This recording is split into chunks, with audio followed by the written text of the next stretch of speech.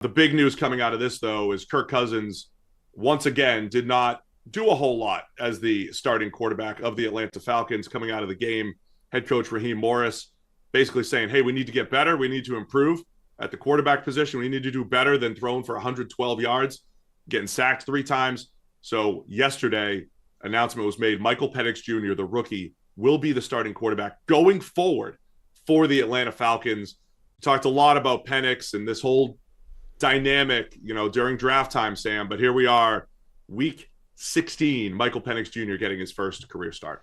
Yeah, and people have been calling for this for a while, and I think that was the game where it was the sort of biggest indictment of Cousins as the quarterback, where he was bad under pressure. He didn't get an awful lot of pressure, and yet despite that, the overall numbers were just weak, right? It was like 11 for 17 for 112 yards, a touchdown, and an interception. And it's like the Raiders defense did not dominate. Cousins just wasn't seeing it, wasn't letting it fly particularly comfortably, particularly well. And this was sort of one of the first games where I think, okay, outside of just, bad game where he makes some bad decisions and throws interceptions, this was the first game where I think you would look at it and say, from a structural standpoint, is the rookie better in this scenario? And the answer they've concluded obviously is yes. So I think it was a game that makes sense to come out of it and conclude Cousins, your time is done. I want to rewind back to what we thought during draft time, what everyone else was saying, what we were saying. But first, this reminds me a little bit. It's certainly not apples to apples, but the Kansas City Chiefs in 2017, when they had Patrick Mahomes on the bench, they had a decent offense. They had a really good offense, really, with Alex Smith at quarterback. But there was some thought at the time that they might try to raise the ceiling of the offense. They might try to elevate it. They might say, Alex Smith, even though he led the league in deep passing yards that year in passer rating, was still limited. And they've got this Mahomes guy, at practice, tearing up the scout team. Maybe they bring him in for the playoff push and they end up losing in whatever the wild card or divisional round. And so it's not the same thing, right? Cousins has had glimpse of playing well, very inconsistent in recent weeks. Michael Penix Jr., I'm not going to compare him to Mahomes, but I think he at least raises the ceiling. The same thing I keep saying about Russell Wilson in Pittsburgh. I don't know if Penix is going to make rookie mistakes. Probably can't be worse than throwing 9 picks in 5 games. Right. And he probably will be able to get the ball down the field to the Darnell Mooney's, Drake London's, Kyle Pitts of the world. And that's the thing, right? It's that Cousins is also making rookie mistakes.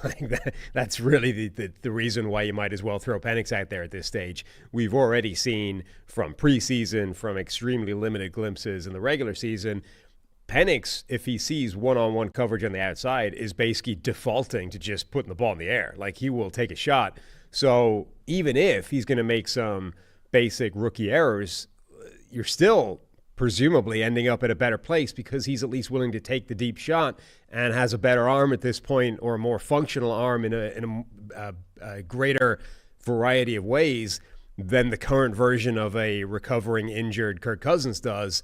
So I think there is a pretty good argument to be made that it is all upside and there's very little downside to making this move happen, because Cousins is not playing as well as he played earlier in the season. Now, the argument would be Cousins might turn that around if you keep him in the starting job, right? We've already seen he's capable of high-level play even as a hobbled version of himself within this offense, and you are closing the door on that by throwing out Michael Penix. So that would be the counter-argument, but I still think, based off the last few weeks, there's a pretty good chance he elevates the offense.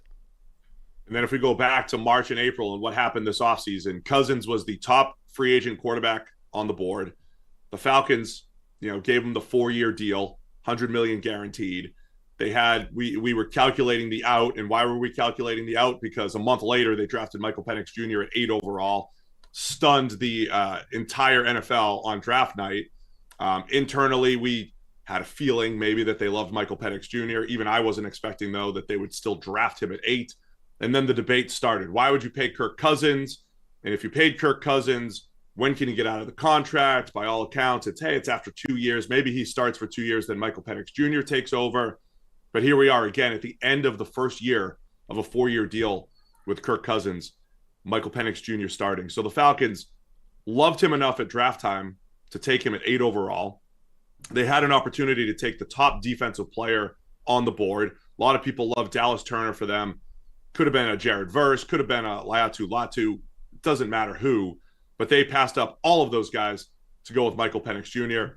I think our initial take far different than the rest of NFL media saying, "What are you idiots doing? You already have a quarterback. You don't have two quarterbacks. Why would you do this?" And I said, "Hey, this is one of the best storylines we've had in the NFL in a long time. We tell teams to think outside the box, to think aggressively, to think 2 years in advance when it comes to the QB position, and that's what the Falcons are doing. I'm not saying it's going to work, but I love that they're doing it. And here we are again in Week 16, probably getting to see just how much they love Michael Penix Jr. if it was warranted. Probably getting to see that a little bit sooner than even we expected. Yeah, definitely sooner than we expected. I mean, this is so. There's a few threads to this, right? There's there were the people that hated the draft pick simply because they didn't think Michael Penix Jr. is a good quarterback, right? So that part we're about to find out or get an indication of whether that was true or not. If you relate him to the rest of this draft class, the rest of this draft class is starting to look pretty good, right? I mean, Jaden Daniels looks spectacular. Bo Nix was giving him a run for the money for Rookie of the Year until last week was a rough outing. Caleb Williams is struggling through his stuff, but like Drake May looks spectacular. So even in this world of like Michael Penix, people had him as 5 or 6 in the draft class. A lot of people, even in that world, like suddenly the draft class looks really good. So Penix might actually be a very good quarterback. So I think taking him number 8 based off this draft class does not feel like a bad decision in a vacuum, which is one thing that people hated. Like he was a fringe first rounder, he's a second round guy, whatever.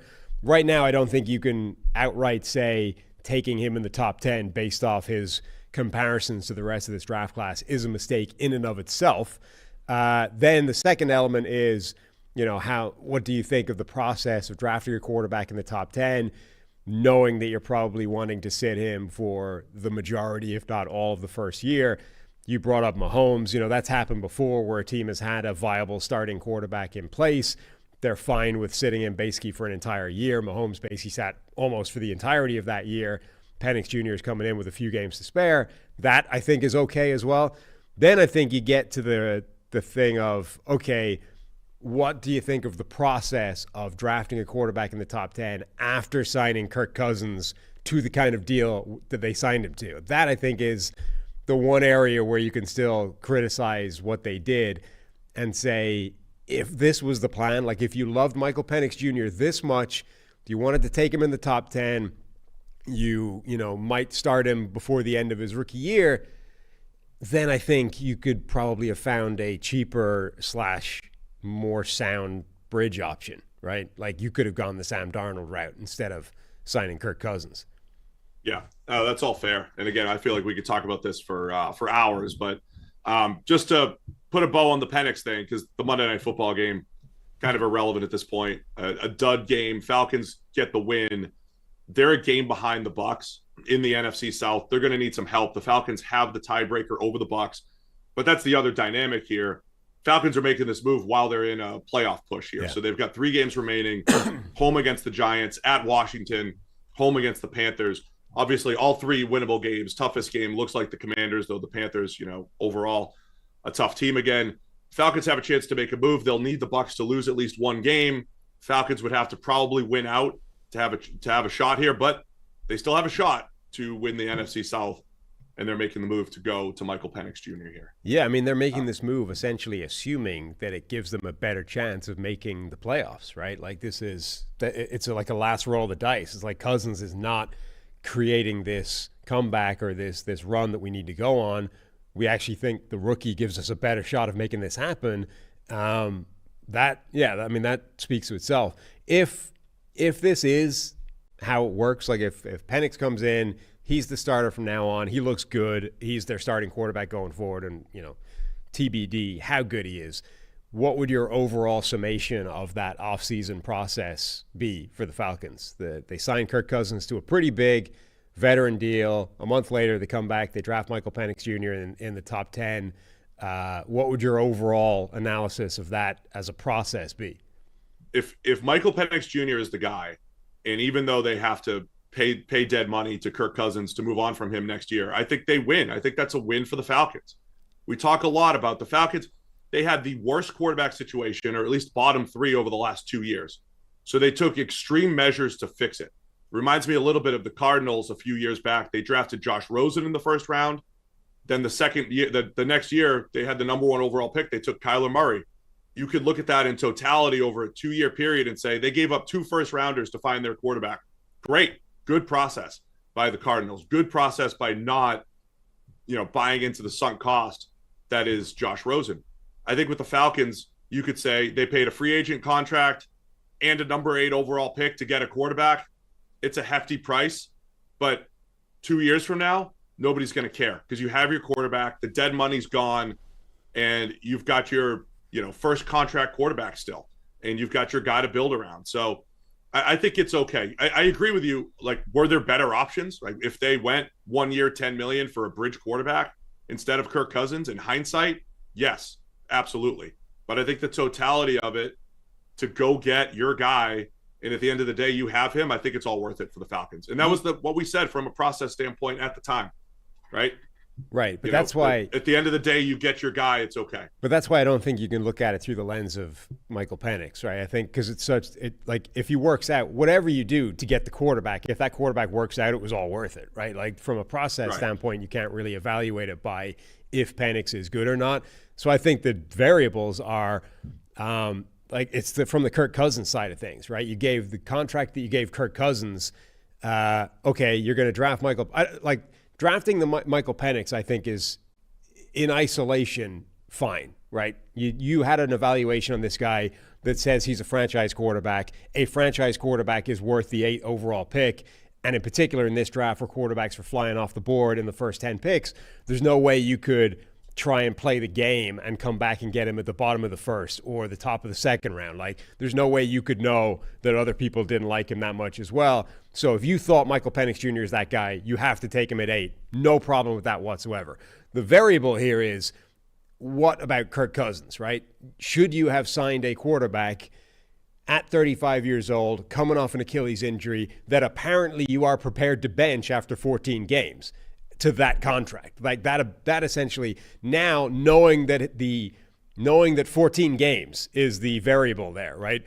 This is how long they were prepared to give Kirk Cousins if it wasn't stellar play. What do you make of the process of signing him in the first place? Because if that is where we are, that he had a 14-game rope essentially to play with, I feel like that was an error. I think essentially it was a big hedge, right? It's like Cousins was if they didn't get Kirk Cousins, and then you go into the draft with all of that uncertainty coming off of 2 years, like they said, yeah, Desmond Ritter's our guy. And it was obviously a mistake. And I do feel like Arthur Blank was involved in this, saying never again. The transition from Matt Ryan to the next quarterback was awful. He even talked about that. We don't want to deal with that again. So it's just an expensive hedge to say we're going to get the top free agent guy and we're going to draft a guy in the first round. And at the end of the day, you let things play out. And I respect them for not necessarily letting the sunk cost of Kirk Cousins influence decisions. And now, again, hindsight, we got it. I understand.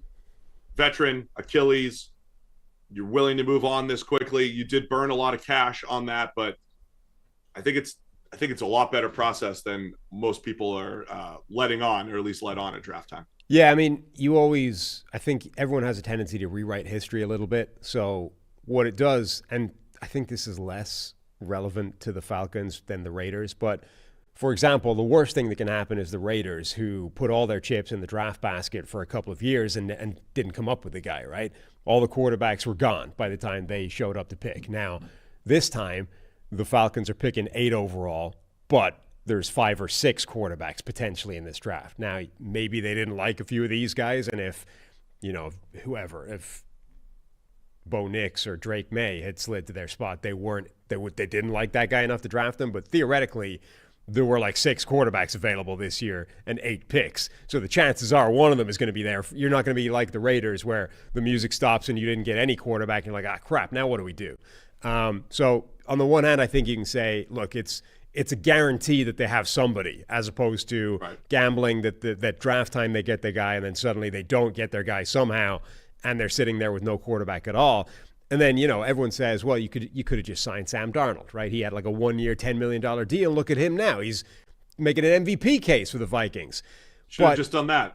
Yeah. Right. But, okay, number one, there's a timing thing involved. But number two, like, it's not like everyone was saying Sam Darnold's going to be great this time a year ago, right? Sam Darnold was very, very damaged goods, and only because he landed in Minnesota with Kevin O'Connell, with Justin Jefferson, with Jordan Addison, TJ Hawkinson, all this environment around him where people going, well, okay, maybe Kevin O'Connell could fix Sam Darnold. And even then, nobody was expecting the kind of season we're getting now. So it's easy to say, well, they should have just signed Sam Darnold for $10 million like the Vikings did. But I don't know that there's a guarantee that would have worked out and been any better than the Kirk Cousins project, albeit a significantly cheaper risk that they could have gotten away from earlier. Yeah, let's try not to analyze this with the hindsight bias. I completely agree here, Sam. Thanks for watching all the way to the end of our video. For more great content, click here to subscribe and here to watch another video. We'll see you again soon.